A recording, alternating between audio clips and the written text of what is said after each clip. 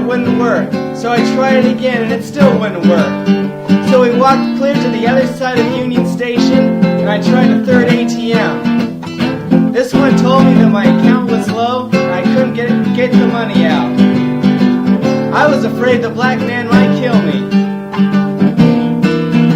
So finally he said he'd give it to me for all the money I had in my pocket, which was $12.83.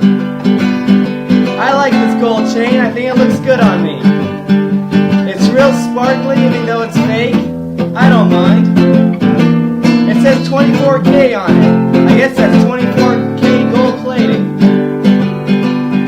My gold chain. I like my gold chain. It's pretty now. My gold chain.